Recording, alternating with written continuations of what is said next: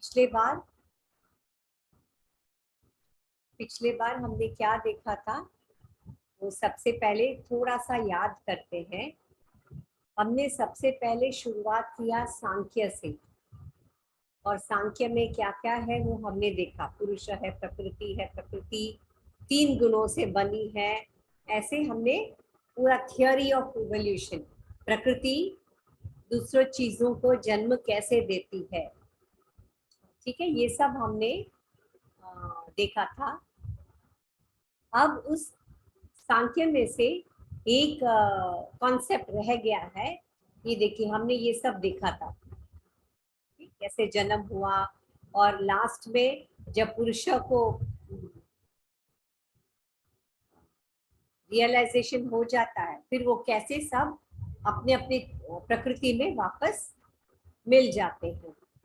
जो भी चीज प्रकृति से निकलती है वो प्रकृति में वापस उसी में मिल जाते हैं। ओके, वो सब हमने देखा था। अब एक कॉन्सेप्ट हमने सत्कार्यवाद, वो भी हमने देखा था। अब एक कॉन्सेप्ट हमने नहीं देखा, वो है ईश्वर। ओके, अभी सांख्य, क्या सांख्य ईश्वर को मानता है या नहीं, ये सवाल है। तो उसके लिए पहले हम ईश्वर की व्याख्या क्या है, ईश्वर का मतलब क्या है, वो हम पहले देखते हैं। अब जब हम ईश्वर का शब्द सुनते हैं तो हमारे मन में ये विचार, नॉर्मली ये विचार आता है ना, जो जगत का पालन पोषण करता है वही ईश्वर है ना। फिर कोई बोलेगा जो ईश्वर है वही हमारे पाप पुण्य कर्म का हिसाब रखते हैं, इसीलिए हमें उसका फल मिलता है ना, तो वो ईश्वर है, ठीक है। और ऐसा भी हम सोचते हैं कि वो अनादि और मुक्त है और सर्वशक्ति संपन्न है, और अष्ट ऐश्वर्य, जैसे भगवत गीता में ये दिखाया है। श्री कृष्ण भगवान बताते हैं कि वो भगवान क्यों है, तो उनके पास अष्ट ऐश्वर्य है और उन्हें भूत का और वर्तमान का सब चीजों का उनको याद रहता है ना, तो उसे हम ईश्वर कहते हैं। और 3 गुणों से ये परे है, ये अनंत है, और ये हमेशा आनंद की स्थिति में रहते हैं। और उनके अंदर पूरा चेतना भरा हुआ है। ओके, और हम ऐसा कहते हैं कि ईश्वर ऐसा है जिसकी इच्छा के बिना, हम बोलते हैं ना, एक पत्ता भी नहीं हिलता है, ऐसे। तो वो उनको ईश्वर हम बोलते हैं, हम मन में ऐसे ईश्वर। ओके, जिन्होंने ईश्वर को स्वीकार किया है वो लोग ऐसे बोलते हैं ईश्वर के बारे में। और जैसे वेदांत दर्शन है, उसमें क्या दिया है, उसमें दिया है कि वो नित्य है, अनादि है, अनंत है और शुद्ध है, और वो है ब्रह्मण, वो एकमात्र ब्रह्म तत्व है, उसको ईश्वर, वो निराकार है, निर्गुण है ना, उसको ईश्वर कहते हैं। ओके, और पर जब मायोपाधि से युक्त होकर सगुण रूप को धारण करता है, तब वह न्याय दर्शन के ईश्वर के तुल्य हो जाता है। जब निराकार निर्गुण जो स्वरूप ही नहीं है, तब तो वो वेदांत का ईश्वर कहलाता है। जब ये ईश्वर को सगुण, उसपे गुण मिल जाता है, तो वो किसका ईश्वर बन गया, वो न्याय के हिसाब से वो ईश्वर बन जाता है। न्याय मतलब न्याय वैशेषिक का, जो हिसाब रखते हैं, पाप कर्म पुण्य कर्म का हिसाब रखते हैं, जिसके हिसाब से सबको वो जन्म मिलता है इस दुनिया में, इस संसार में। ओके, वेदांत का सगुण रूप ईश्वर जगत का निमित्त तथा उपादान कारण दोनों ही है। ये सगुण ब्रह्मन रूप में वो तो निमित्त कारण तो है ही। अभी आपको निमित्त कारण का मतलब समझ में आ गया है? जैसे मैंने कल एक्सप्लेन किया था, घड़ा है और मिट्टी है। ओके, मिट्टी एक उपादान कारण है घड़ा का, और उसका निमित्त कारण कौन है? वो है कुम्हार। कुम्हार जो उस घड़े को बनाता है, आकार देता है, तो वो एक निमित्त कारण हो जाता है। तो ठीक उसी तरह जब ये सगुण, ये ब्रह्म रूप सगुण के रूप में है, वही जगत का निमित्त कारण बनता है और वही जगत का उपादान, दोनों कारण वही है। ओके, अब न्याय की दृष्टि से जगत वास्तविक है, लेकिन वेदांत क्या कहता है? वेदांत कहता है कि ये सब माया है। हाँ, हर एक दर्शन में क्या बताया गया है वो हमें समझना चाहिए। ठीक है? अच्छा, अब हम आते हैं योग और सांख्य दर्शन। योग और सांख्य ये दोनों समान तंत्र है। अच्छा, ये योग और सांख्य को समान तंत्र ऐसा क्यों बताया गया है? समान तंत्र क्योंकि जो सांख्य में जो कल तक पिछले हफ्ते जो सीखा हमने सांख्य में, जो भी सीखा था, ये सब ये देखिए, पुरुष है, प्रकृति से, ये सब हमने सीखा था, राइट? हाँ, तो ये ये सारी चीजें हैं, ये थियरी है। ये जो सांख्य में हमने अभी सीख रहे हैं ना, कि इस संसार, इस जगत की उत्पत्ति कैसे होती है, वो प्रक्रिया कैसे होता है, वो हमने सीखा था पिछले हफ्ते, है ना? वो थियरी है। अच्छा, उस थियरी के अनुसार उसका फिर प्रैक्टिकल कैसे हम प्रैक्टिस कर सकते हैं? उसका प्रैक्टिकली हम योग दर्शन में, जो सांख्य में जो जो थियरी बताया गया है, उसका प्रैक्टिकल सूत्र जो कि हम लाइफ में उतार सकते हैं, प्रैक्टिस कर सकते हैं, वो योग सूत्र में दिया गया है। वही सांख्य में और योग में फर्क है। ठीक है? तो ये योग और सांख्य समान तंत्र है। योग सांख्य को फॉलो करता है, सांख्य के थियरी को, सिद्धांत को। सांख्य में जो जो सिद्धांत है उसको फॉलो करके हमें प्रैक्टिकल के रूप में देता है, एक डिसिप्लिन, इसीलिए उसको अनुशासन कहते हैं। ठीक है? हाँ, तो योग दर्शन सांख्य दर्शन का पूरक है ना? सांख्य दर्शन का पूरक है, मतलब योगा सांख्य के बाद में आया हुआ है। तो इसमें क्या कहते हैं, हमें सब पता है, प्रकृति और पुरुष ये दोनों मुख्य तत्व है। ओके, मुख्य, और से कहते हैं कि दोनों इंडिपेंडेंट, इंडिपेंडेंट स्वतंत्र है। ये दोनों पुरुष और प्रकृति ये स्वतंत्र है। अच्छा, सांख्य के अनुसार हमने ऑलरेडी देख चुके हैं पिछले बार, हम वो अनेक अनेक पुरुष है, मतलब इस संसार में जितने भी हम लोग देखते हैं उतने ही पुरुष है। अच्छा, ये पुरुष का मतलब क्या है? पुरुष का मतलब है आत्मा। आत्मा को ही हम सांख्य के भाषा में, जैसे हम वेदांत में उसे आत्मा कहते हैं, ठीक उसी तरह सांख्य में हम इसे पुरुष कहते हैं। ठीक है। हाँ।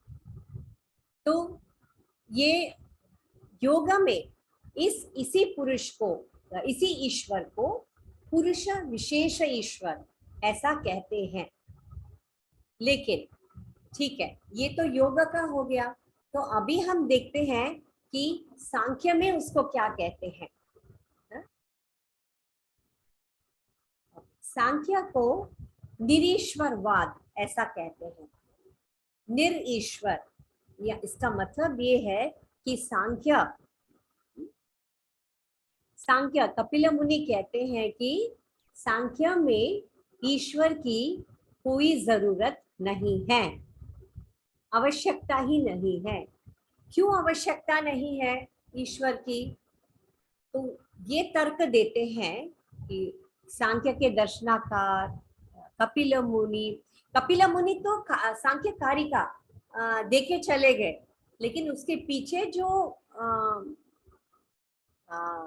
दर्शनाकार है वो लोग तर्क करते हैं कि ईश्वर की जरूरत क्यों नहीं है। इसीलिए नहीं है, ये जो पुरुष प्रकृति है ये दोनों इंडिपेंडेंट है। हाँ? और ये दोनों तत्व जो है इनको किसी ने क्रिएट नहीं किया है, ये पहले से ही इस संसार में मौजूद थे।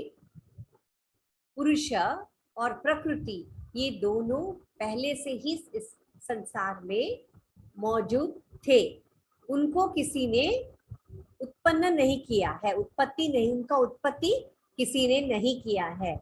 इसीलिए कहते हैं सांख्य कि हमें ईश्वर की जरूरत नहीं है। अच्छा, किसी को कुछ प्रॉब्लम है क्या यहाँ पे? सुवर्णा जी, अगर प्रॉब्लम है तो मुझे प्लीज वहां पे रोकिए। ये ऑनलाइन क्लास है ना, तो मुझे समझ में नहीं आ रहा है। ओके, नीलेश जी, प्रशांत जी, विकांत जी, सब पूछिए। कंफ्यूज हो रहे हैं तो बिल्कुल स्टॉप कर दीजिए। मैडम ये कंफ्यूज हो रहा है, आप ठीक से बताइए ऐसे, ठीक है? अच्छा, ये इसीलिए ईश्वर को नहीं मानते हैं। अच्छा, अब यहाँ पे देखिए, प्रकृति और पुरुष उसके संयोग होने पर प्रकृति के गुणों में वाइब्रेशन होता है, क्षोभ होता है। तब तक प्रकृति के 3 गुण कैसे रहते हैं? बैलेंस स्थिति में रहते हैं, आराम से शांत रहते हैं। लेकिन जब वही प्रकृति पुरुष के संयोग में आ जाता है, संपर्क में आ जाता है, तो तीनों गुणों में क्या हो जाता है? वाइब्रेशन शुरू हो जाता है। ठीक है, उस वाइब्रेशन के वजह से ये जगत की उत्पत्ति होती है। उस वाइब्रेशन के वजह से ही जगत की उत्पत्ति होती है। ठीक है, तो ये सांख्य दर्शनाकार का कहना है प्रकृति कुछ कर्म के वश पुरुष के संपर्क में आ जाता है, तो इसमें ईश्वर का क्या रोल है? इसमें ईश्वर का क्या रोल है, मतलब उनका क्या इसमें वैल्यू है? ईश्वर का क्या काम है इसमें? दोनों को संपर्क में लाने में ईश्वर का क्या काम है? इसमें तो कोई काम ही नहीं है, ऐसा दर्शनाकार कहते हैं। कौन से दर्शनाकार? सांख्य के दर्शनाकार ऐसे कहते हैं। ओके, तो कोई आवश्यकता नहीं है, ईश्वर की कोई आवश्यकता नहीं है। दृष्टि स्वाभाविक प्रक्रिया है, स्वाभाविक है, वो जैसे ही वो नेचुरल है, पुरुष के संपर्क में आ जाता है, तीनों गुण में वाइब्रेशन शुरू हो जाता है और जगत की उत्पत्ति शुरू होती है। ठीक है, सांख्य दर्शन की उपलब्ध सर्व प्राचीन ग्रंथ, ओके, सब सांख्य कारिका में या उनके जो जिन जिन लोगों ने उनका भाष्य दिया है, जैसे कि गौड़पाद है, ईश्वर कृष्ण है, गौड़पाद भाष्यकार है, ईश्वर कृष्ण टीका, भाष्य के ऊपर भी उन्होंने टीका किया है। ठीक है, 3 चीजें समझ लीजिए। एक तो सूत्र, जो सांख्य हम पढ़ते हैं वो सूत्र सांख्य कारिका कहते हैं। दूसरा चीज है भाष्य, सांख्य कारिका के ऊपर जो भाष्य लिखते हैं, जो ट्रांसलेट करते हैं, भाषांतर करते हैं, तो उसको भाष्यकार बोलते हैं। और तीसरा कौन है? टीकाकार। टीका मतलब जो भाष्य पढ़ के, जैसे गौड़पाद है, उनके भाष्य को पढ़ के उसके ऊपर जो कमेंट्री लिखता है उसको टीका बोलते हैं। ओके, तो इन तीनों में अंतर आप अभी समझ लीजिए, और नहीं तो बाद में आपको तकलीफ होगा। ओके, हाँ जी बोलिए। ये इस चीज को रिपीट करना है। हाँ हाँ, भाषा। ओके ठीक है, मैं अभी रिपीट करती हूँ। हमेशा कोई भी दर्शन होने दीजिए, कोई भी दर्शन, हाँ, उसमें 3 चीजें होते हैं। या वेदांत होने दीजिए, सांख्य, योग, कुछ भी होने दीजिए, उसमें 3 चीजें होती है। सबसे पहला चीज है सांख्य के सूत्र, वो कपिल मुनि ने लिखा है, राइट। सांख्य के सूत्र ने कपिल मुनि ने लिखा है। अभी उन्होंने सिर्फ सूत्र लिख के चले गए, राइट। और उनके जो शिष्य है, उन सांख्य कारिकाओं का भाषांतर करते हैं। जैसे वो संस्कृत में लिखा हुआ है तो वो किसी को समझ में नहीं आता है, तो उसका भाषांतर करते हैं, तो उसको भाष्यकार ऐसे बोलते हैं। ठीक है, भाष्यकार। अब आते हैं तीसरी चीज, ये कोई भी दर्शन में होगा, कोई भी दर्शन में, इवन योग दर्शन में ऐसा होता है।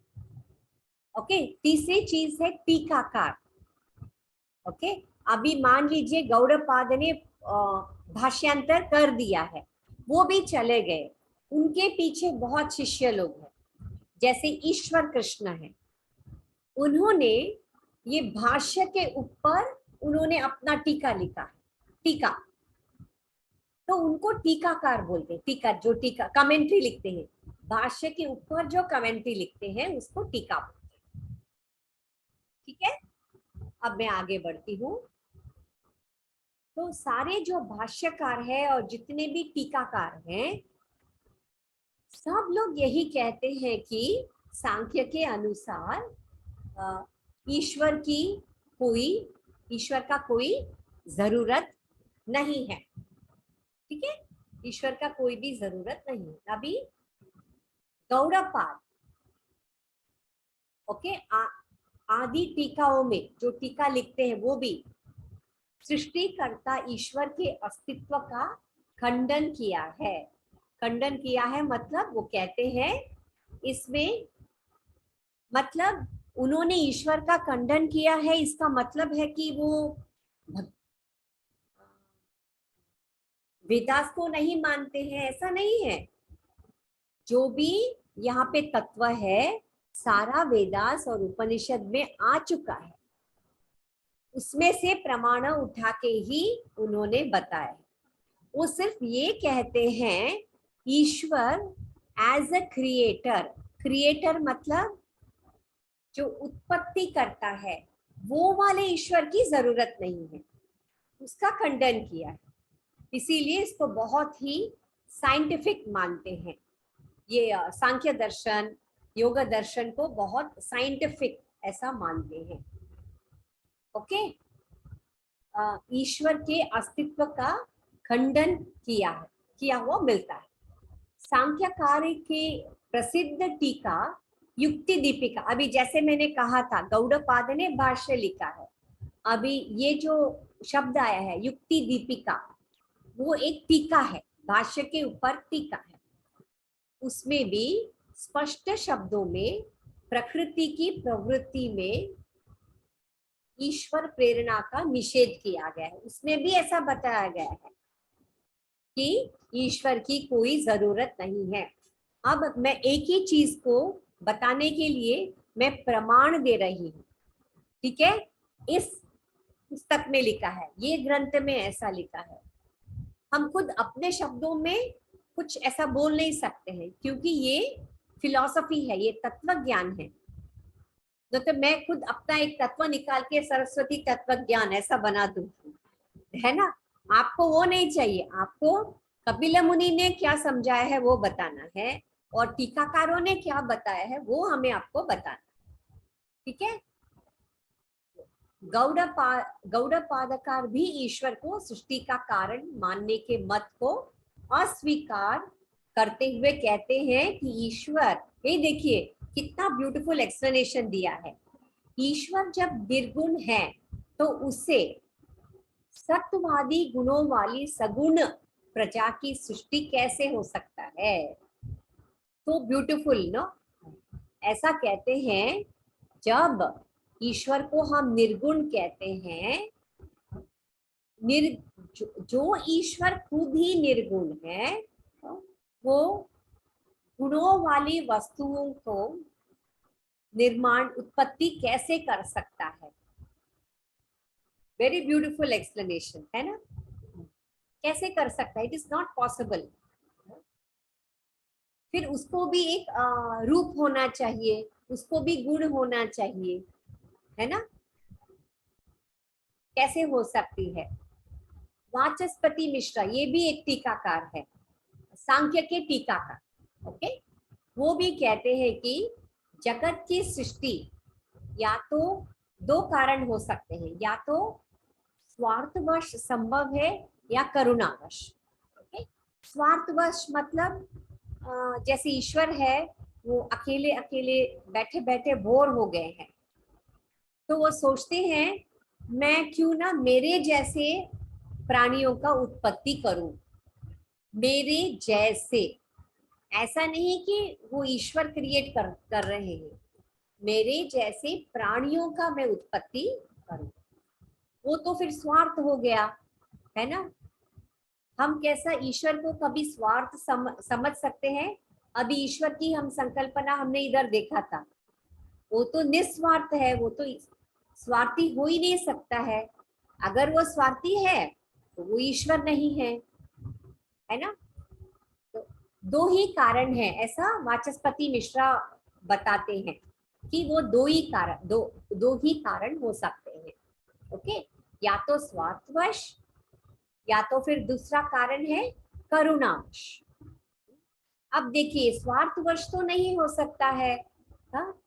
ईश्वर जब अप्राप्त काम है तो उसके स्वार्थ का कोई प्रश्न ही उपस्थित नहीं होता है ना। हम उसको प्राप्त नहीं कर सकते हैं, इसीलिए तो हम यहाँ पे जन्म मृत्यु के चक्र में आए हुए हैं, है ना। फिर वो स्वार्थ कैसे हो सकता है ना। तो प्रश्न ही उपस्थित नहीं होता। अच्छा अभी करुणावश देखते हैं। वो सोचते हैं, उनके मन में बहुत करुणा भाव आ गया है ईश्वर के अंदर, ओके। फिर ईश्वर ने सोचा कि चलो मैं मेरे जैसे प्राणियों को जन्म देता हूँ या उत्पत्ति करता हूँ। लेकिन इसमें भी एक प्रॉब्लम बताते हैं ये वाचस्पति मिश्रा, इसमें भी एक प्रॉब्लम बताते हैं। वो ऐसे बोलते हैं, हम किसके तरफ करुणा दिखाते हैं, आप योग सूत्र में आगे जाके सीखेंगे। हम उन्हीं के तरफ करुणा दिखाते हैं जो दुखी है, जो दुखी है उनके तरफ हम करुणा दिखाते हैं, और हम करुणा दिखा के उनको सांत्वना देते हैं और उनकी मदद करते हैं। अब यहाँ पे क्या प्रॉब्लम आ रहा है, करुणा भाव तो दूसरों के दुखों के निवारण करने के लिए होता है। जब किसी दूसरों की दुख का निवारण करना है तो हमारे मन में करुणा का भाव आ जाता है ना। हाँ, पर ऐसा कहते हैं कि सृष्टि करुणा से सृष्टि मानने पर उसे सभी को सुखी ही उत्पन्न करना चाहिए। अगर उसके मन में करुणा भाव है तो फिर इस संसार में सुख और दुख दोनों क्यों है?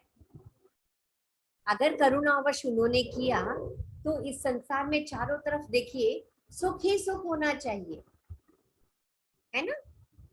चारों तरफ सुख आनंद यही होना चाहिए ना। पर इस भौतिक जगत में ऐसा तो नहीं होता है, इसमें दुख भी है सुख भी है, बार बार ऐसे आता है, दुख और सुख बार बार आता रहता है ना। इसका मतलब है क्या हुआ? इसका मतलब अचेतन प्रकृति तो स्वतः प्रवृत्ति मानना ही उचित है। ये सब चीजें जो हम देखते हैं, ये जो मन, शरीर, इंद्रिय, ये सब देखते हैं, ये तो प्रकृति से जन्म लिया हुआ है, इसीलिए वो सुख और दुखों से भरा हुआ है। तो फिर इसमें फिर ईश्वर का क्या, हम वापस पूछते हैं, फिर इसमें ईश्वर का क्या काम है? तो इसीलिए हम सांख्य के अनुसार, हाँ, सिर्फ सांख्य के अनुसार हम ये निष्कर्ष कर सकते हैं कि सांख्य निरीश्वरवाद है। ओके, इसमें ईश्वर का कोई रोल नहीं है, उसका कोई काम नहीं है। लेकिन कर्म में मानते हैं, कर्म में जरूर मानते हैं, जो वेदास में दिया गया है, वेद उपनिषद में जो दिया गया है उसके अनुसार यदि हम कर्म करते हैं तो हमें पुण्य मिलता है। यदि वेदास उपनिषद में जो कर्म नहीं दिए गए हैं, अगर हमने वो कर्म किए, वो सब पाप कर्म हो जाता है। ठीक है, तो ये कर्म को फॉलो करते हैं वेद उपनिषद के अनुसार, सिर्फ ईश्वर एज अ क्रिएटर उसके नहीं मानते हैं।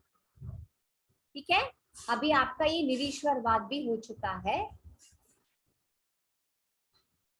अब हम अगले टॉपिक में जाते हैं। अगला टॉपिक क्या है? अगला टॉपिक है योग सूत्र में। अभी ये तो सांख्य का था, हाँ। अब हम ईश्वर एज पर योग, ईश्वर, योग में क्या कहा गया है ईश्वर के प्रति, ईश्वर के बारे में योग में क्या कहा गया है? अच्छा, अब हम देखते हैं। ओके, ईश्वर के बारे में एक ग्रंथ में ये दिया गया है, हाँ? ये सब हम प्रस्तावना में डाल सकते हैं। जैसे कोई प्रश्न आया तो प्रश्न के प्रस्तावना में उस शब्द का हम अर्थ लिख सकते हैं। जैसे ईश्वर के बारे में शॉर्ट नोट्स लिखने के लिए कहा, तब उसके बारे में एक प्रस्तावना तो लिखना पड़ेगा ना, 4-5 लाइंस लिखना पड़ेगा। तो उसमें हम अभी देखिए, अभी हम ईश्वर का अर्थ हम बता रहे हैं। ईश्वर का अर्थ ये है, ईश्वर वो है, ईश्वरः ईशनशील इच्छा मात्रेण सकल जगदुद्धारण क्षमः। इसका मतलब क्या है? ईश्वर वो है जो सब कुछ, अर्थात सब कुछ का मतलब क्या है? समस्त जगत को केवल इच्छा मात्र से ही उत्पन्न और नष्ट करने में सक्षम है, वह ईश्वर है। ठीक है, ये ईश्वर का जनरल डेफिनेशन है। ठीक है, हाँ जी, से आगे। हाँ जी बोलिए। हाँ, आपने जो बोला ना, ईश्वर वो है जो सब कुछ समस्त जगत के लिए केवल इच्छा मात्र के बोली, उनके ईश्वर की इच्छा मात्र से जगत की उत्पत्ति भी कर सकता है और उनके इच्छा मात्र से जगत का नाश भी कर सकता है। ये एक जनरल व्याख्या है, ईश्वर की व्याख्या, वो हम प्रस्तावना में हम लिख सकते हैं। ठीक है, अब आगे आएगा कि योग में ईश्वर के बारे में क्या कहा है। ठीक है, ये हम मॉड्यूल नंबर, दूसरा मॉड्यूल हम कर रहे हैं। आपके सिलेबस का, आप सिलेबस देखेंगे तो आपको पता चलेगा। दूसरा जो मॉड्यूल है ना, दूसरा आइटम है, वो हम अभी कर रहे हैं। दूसरा मॉड्यूल का पहला आइटम था सांख्य। ये निरीश्वरवाद में आके सांख्य का पूरा टॉपिक हमारा खत्म हो गया है। अब उसी टॉपिक में दूसरा आइटम है ईश्वर, एज पर योग सूत्र के अनुसार ईश्वर। ठीक है, हम उस टॉपिक को अभी हम कवर कर रहे हैं। तो ईश्वर की व्याख्या ये है। अब हम देखते हैं योग सूत्र के अनुसार ईश्वर का स्वरूप क्या है। योग सूत्र के अनुसार ईश्वर का स्वरूप क्या है। ओके, अभी जो हमने सीखा था वो जो जनरल डेफिनेशन है ईश्वर का। ओके, योग सूत्र में ईश्वर का स्वरूप, अभी देखिए सांख्य क्या है, निरीश्वरवाद है, लेकिन योग क्या है, सईश्वरवाद। वो आप लिख सकते हैं नोट्स में। योग है सईश्वरवाद। ओके, अभी जो योग सूत्र में जो ईश्वर माना गया है वो बिल्कुल जैसे न्याय, वैशेषिक, वेदांत है ना, उनके जैसा ही है। पतंजलि ने कहा ठीक है, योग सूत्र सांख्य को मानते हैं, सांख्य को थियोरी समझ के उस लाइन में जाते हैं योग, लेकिन सांख्य तो निरीश्वरवाद है। फिर भी पतंजलि मुनि कहते हैं तो सही है, हमें ईश्वर एज अ क्रिएटर हमें जरूरत नहीं है, लेकिन ईश्वर कि जैसा गुण तो हम प्राप्त कर सकते हैं योगा प्रैक्टिस करके। योगा मतलब हम जो आसन प्राणायाम हठ योगा करते हैं वो नहीं, योग सूत्र में क्या सिद्धांत दिया है उसको उतार के हमें प्रैक्टिस करना है। जैसे मेडिटेशन हुआ, ध्यान हुआ, योग सूत्र में जैसे दिया गया है वैसे हमें फॉलो करना है। ठीक है, हाँ, योग सूत्र का जो ईश्वर है बिल्कुल न्याय, वैशेषिक और वेदांत दर्शन जैसा है, किंतु इसकी मान्यता क्या है या आधार न्याय वैशेषिक से भिन्न है। जैसे कि मैंने कहा था, महर्षि पतंजलि ने कहा ठीक है, ईश्वर ने पुरुष प्रकृति की उत्पत्ति नहीं की, वो हम मानते हैं, पर ईश्वर के कुछ गुण होते हैं जो हम प्रयत्न कर सकते हैं। ईश्वर के गुण जैसा प्राप्त करने की प्रयत्न तो हम जरूर कर सकते हैं। तो इसीलिए वो आगे जाके कहते हैं कि ईश्वर के गुण क्या क्या है। ओके, महर्षि पतंजलि द्वारा रचित योग सूत्र के अनुसार ईश्वर को जगत कर्तृत्व तथा कर्म फल प्रदातृत्व कहा गया है। इसका मतलब है पतंजलि ये कहते हैं कि हमारे कर्म के अनुसार हमें कर्म फल मिलता है, लेकिन हम कर्म फल के भी आगे हम जा सकते हैं। ओके, कर्म के फलों की प्रतीक्षा किए बिना भी हम कर्म कर सकते हैं। यही चीज हमें भगवत गीता में भी बताया गया है। ठीक है। हाँ, ठीक है, वो वाले ईश्वर को हम नहीं मानते हैं जो उत्पत्ति करता है, जगत की उत्पत्ति करता है, वो ईश्वर नहीं।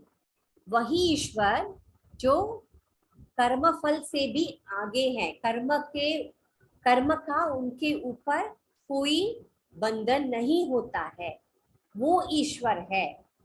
उसके जैसा हम बनने की कोशिश कर सकते हैं। यदि हम पतंजलि मुनि द्वारा बोले गए सिद्धांतों को हमने फॉलो किया, हमने जीवन में उतार लिया, फिर हम उस ईश्वर जैसा भी हम भी बन सकते हैं। ठीक है।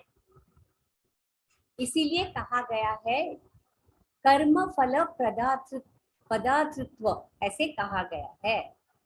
जैसे जैसे हम कर्म किए हैं वैसे वैसे हम जन्म प्राप्त करते हैं, और उस कर्म के आगे हमें बढ़ना है, सोचना है।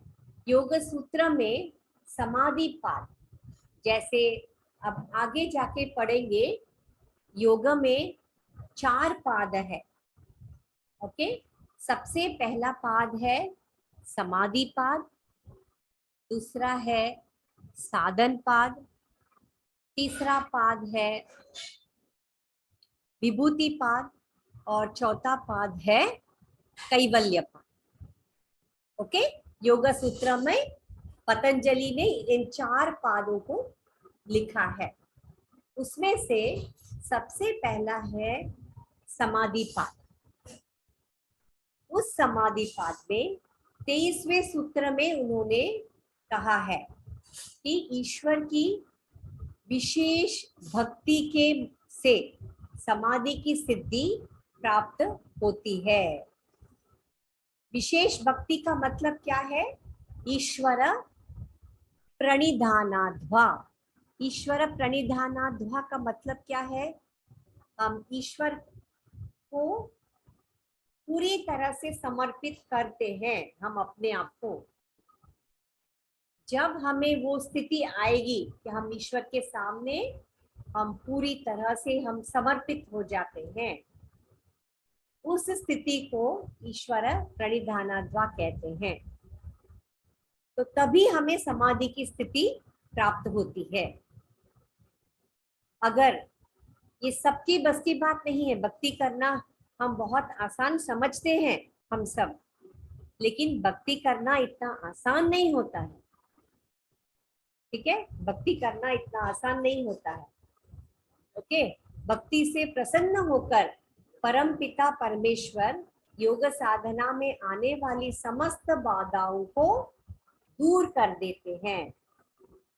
केवल ईश्वर को सामने समर्पित करके भक्ति करने से, ये एक ऑप्शन दिया है उन्होंने, पहला ऑप्शन।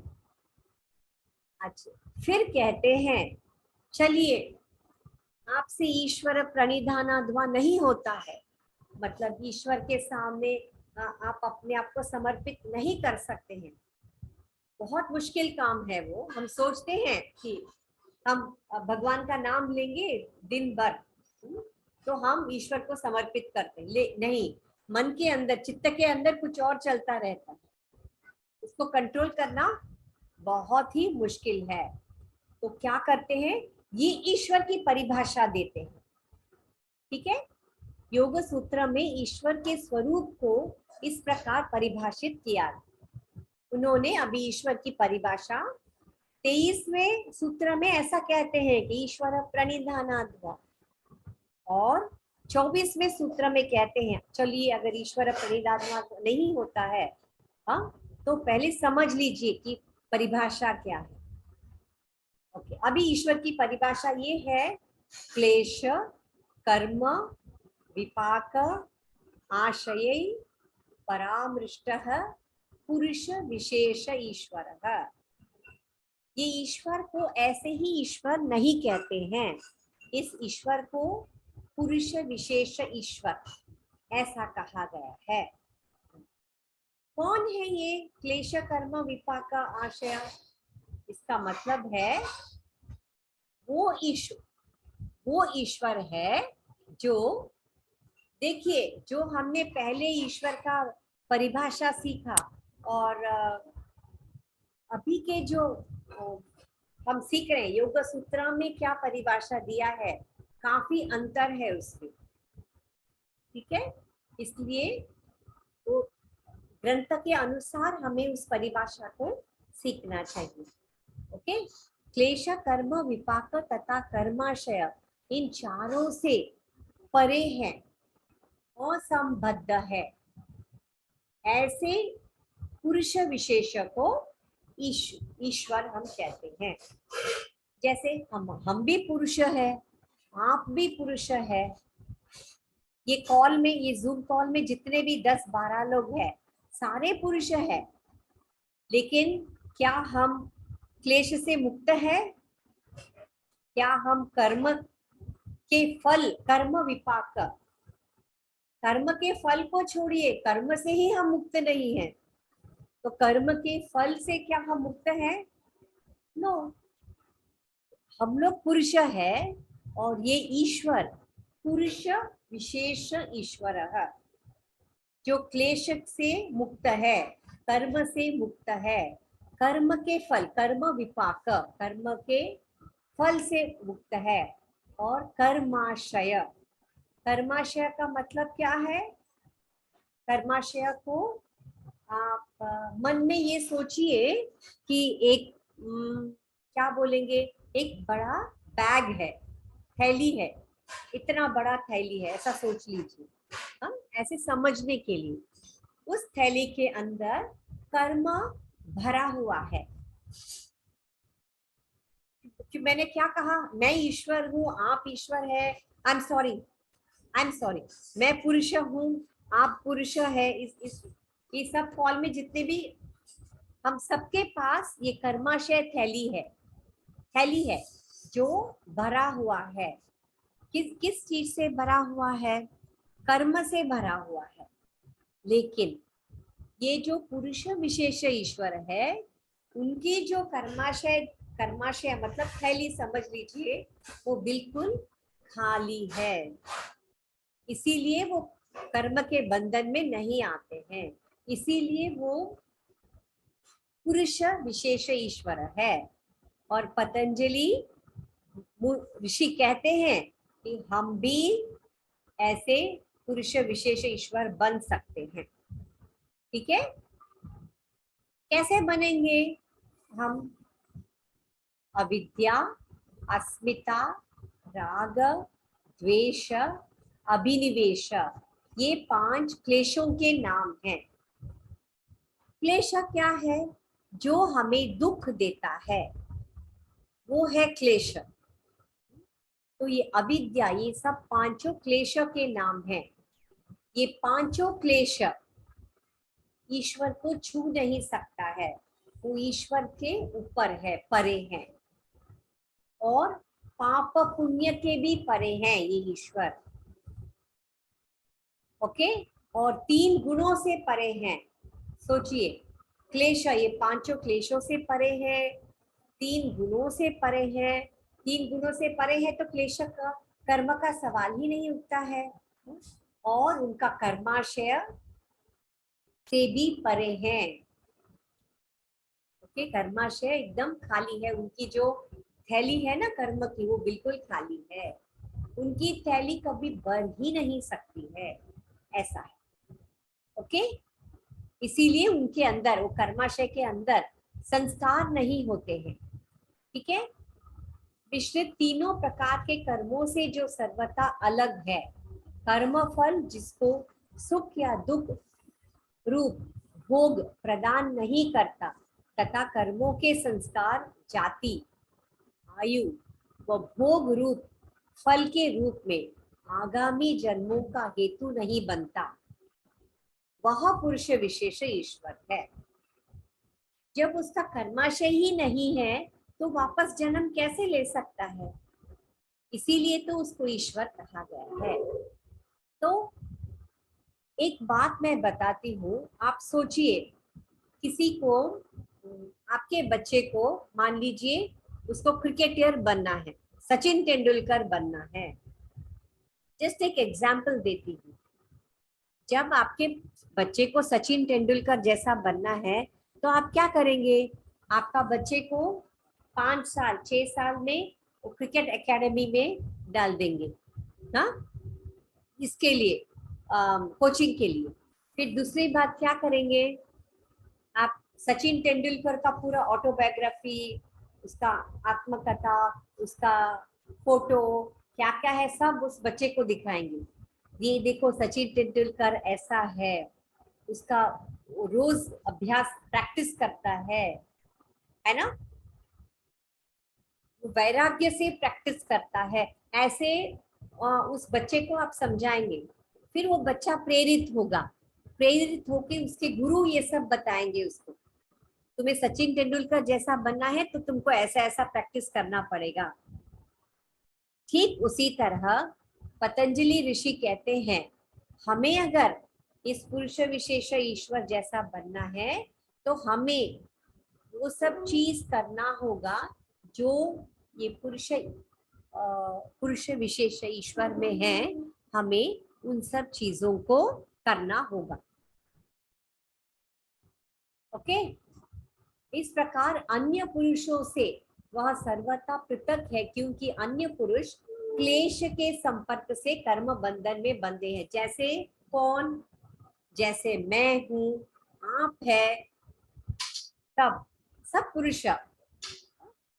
देखिए ये पुरुष का मतलब क्या है, वो जो हिंदी में पुरुष और स्त्री कहते हैं ना, ये वो वाला पुरुष नहीं है, ये योग का पुरुष है। योग का पुरुष का मतलब है आत्मा। जैसे वेदांत में आत्मा कहा गया है, ठीक उसी तरह आत्मा को सांख्य में पुरुष कहा गया है। ठीक है, ये सब टर्मिनोलॉजी मन में याद रखिए। जैसे कि हम लोग क्लेश के संपर्क से कर्म के बंधन में बंधे हैं और सभी टाइप के कर्म हम करते हैं, शुक्ल कर्म, कृष्ण कर्म तथा शुक्ल कृष्ण कर्म। शुक्ल कर्म मतलब बहुत ही अच्छे कर्म, अच्छे कर्म, जैसे वेदा उपनिषद में बताया गया है वैसे कर्म। कृष्ण कर्म मतलब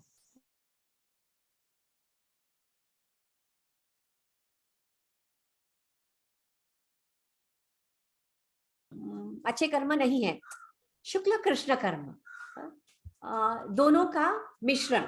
अच्छे कर्म, अच्छे और बुरे दोनों कर्म का मिश्रण। ऐसे हम कर्म करते हैं, हम जैसे पुरुष, आप और मैं ना, हम जैसे पुरुष, तो सुख दुख और मिश्रित फल। इसीलिए हमको जब हम उसका फल भोगते हैं तो दोनों मिक्स आता है, मिश्रित। अच्छे कर्मों का फल हम एंजॉय करते हैं और बुरे कर्मों का फल में हम कष्ट भोगते हैं, है ना। इसीलिए ये सब क्यों होता है, हमारे चित्त के अंदर संस्कार ऐसे छापा, जैसे ऑफिस में स्टैम्प्स होते हैं ना, ऐसे छापा है तो वो दिखता है, ऑफिस का नाम उसमें दिखता है। ठीक उसी तरह ये संस्कार भी वैसे ही हैं, हमारे चित्त के अंदर ऑलरेडी पिछले जन्म का छापा लग गया है उसमें। ओके, वो परिस्थिति के अनुसार, समय के अनुसार, परिस्थिति के अनुसार जब वो कर्म का फल भोगने का समय आता है तब वो ऊपर आ जाता है। ओके, सो संस्कारों के कारण बार बार जन्म धारण कर रहे हैं हम जैसे लोगों को, बार बार हमें जन्म लेना पड़ता है। ओके, ये मुक्त होने के बाद भी उस ईश्वर के तुल्य नहीं हो सकते हैं, इसीलिए उसको पुरुष विशेष ईश्वर कहा गया है।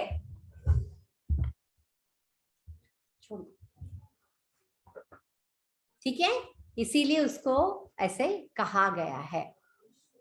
ओके, उस ईश्वर के तुल्य नहीं हो सकते हैं, क्योंकि वह ईश्वर तो कभी भी जन्म मृत्यु के चक्र में आ ही नहीं सकता। वेरएस हम जैसे पुरुष है, आप और मेरे जैसे पुरुष, ओके, मोक्ष की आवश्यकता है, लेकिन ईश्वर को मोक्ष की आवश्यकता नहीं है। ठीक है, तो ये है ये कौन से सूत्र है? 24वें सूत्र में ये कहा है कि ईश्वर कैसे होते हैं, उनकी परिभाषा क्या है।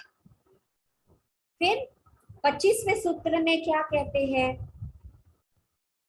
उसका डिस्क्रिप्शन करते हैं, उसका वर्णन करते हैं।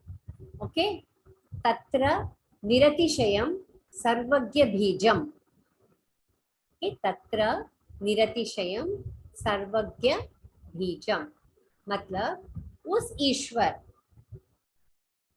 कौन सा ईश्वर? जो पुरुष विशेष ईश्वर के बारे में जो हम बात कर रहे थे, उस ईश्वर में सर्वज्ञता का बीज अर्थात ज्ञान निरतिशय है। मतलब वो एक बीज है, जिस बीज के अंदर से आप इस संसार में जो भी ज्ञान प्राप्त कर रहे हैं, जैसे स्थूल जगत में, भौतिक जगत में जो भी हम ज्ञान प्राप्त करते हैं, वो भी इस बीज से निकला हुआ है। ओके, और आध्यात्मिक ज्ञान जो हम प्राप्त करते हैं, वो भी उस बीज से निकला हुआ है। इस जगत में हम जो भी देखते हैं, वो इस बीज से निकला हुआ है। ओके, जिससे बढ़कर कोई दूसरी वस्तु हो वह सातिशय है, और जिससे बड़ा कोई ना हो वह निरातिशय। पर ईश्वर ज्ञान की, हाँ, ईश्वर ज्ञान की अवधि है, उसका ज्ञान सबसे बढ़कर है, उसके ज्ञान से बढ़कर किसी का भी ज्ञान नहीं हो सकता, नहीं है। इसीलिए उसे निरतिशय, निरतिशय कहा गया। निरतिशय इसीलिए कहा गया है कि वो बीज के रूप में है, और उसमें से ही सब ज्ञान निकलता है। इसीलिए समर्पण करना है, आत्मसमर्पण इस ईश्वर के, ऐसे ईश्वर के प्रति हमें आत्मसमर्पण करना है। ओके, जिस प्रकार ईश्वर में ज्ञान की पराकाष्ठा है, उसी प्रकार धर्म, वैराग्य, यश और ऐश्वर्य आदि की पराकाष्ठा की आधार भी उसी को समझना चाहिए। मतलब जैसे हम सोचते हैं, उस बीज से सारा ज्ञान निकलता है, इस संसार में सब ज्ञान जो है वो सब निकलता है। ठीक उसी तरह जैसे हम धर्म, वैराग्य, यश, ऐश्वर्य, ये सब भी इसी में से निकलता है। ओके, सबसे पहले ये ओम ऋग्वेद में पाया गया था, और ओम जो है ये वेदों से भी पहले के शब्द है। जब इस संसार में कुछ भी नहीं था, तब भी ये ओमकार था। अच्छा, अब हम देखते हैं कि इस ईश्वर का वो कैसे कैसे रहते हैं, ये ईश्वर। ओके, अभी समय नहीं होगा इसके लिए, पर फिर भी मैं कोशिश करती हूँ। एक सेकेंड, हमारा जो समय है 3 मिनट रह गए। 3 मिनट रह गए ना। मैं कोशिश करती हूँ उसमें खत्म करने की।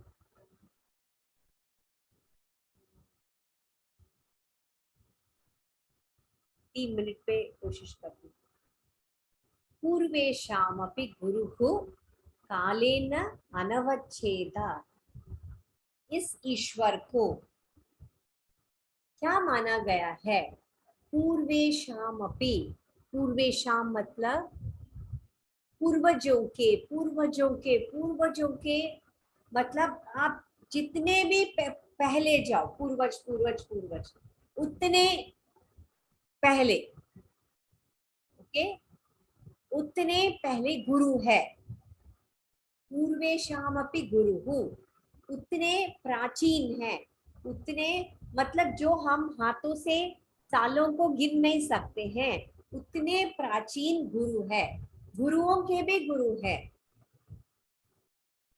कौन है ये जो पुरुष विशेष ईश्वर के बारे में जो अभी हम बात कर रहे थे, वो है वो पूर्वेशामपि गुरुः कालेन अनवच्छेदात्। ओके, सर्ग के आदि में उत्पन्न होने के कारण सबका गुरु ब्रह्मा को माना जाता है। ये यहाँ देखिए कितना ब्यूटीफुल है, परंतु उसका काल से अवच्छेद है। ब्रह्मा जी का भी एक काल होता है, हाँ, कुछ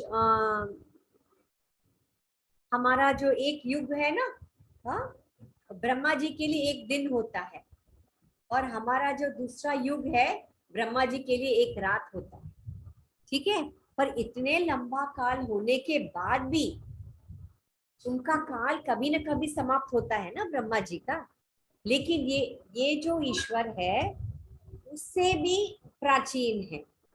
अभी आपको लगता है समझ में आ रहा होगा, उससे भी प्राचीन है, उससे भी पुराने है। ओके, गीता के बताया गया है ईश्वर स्वयं अनादि है, जैसे भगवत गीता में बताते हैं अनादि है और अन्य सबका आदि है। वो खुद अनादि है, उसका कोई शुरुआत नहीं है, उसका कोई अंत नहीं है, लेकिन वो बाकी चीजों के शुरुआत है, आदि है। वह काल की सीमा से सर्वथा अतीत है, वहां तक काल की पहुंच ही नहीं है। ओके, क्योंकि वह काल का भी महाकाल है। जो काल के बारे में हम सोचते हैं ना, भूतकाल, वर्तमान काल, भविष्य काल, या पिछले जन्म, भूत जन्म, उसको भी एक काल ही है ना। लेकिन ये जो ईश्वर है काल के भी महाकाल है, इसीलिए वह संपूर्ण पूर्वजों का भी गुरु, यानी सबसे बड़ा, सबसे पुराना और सबको शिक्षा देने वाला है। ठीक है बालाजी जी, अभी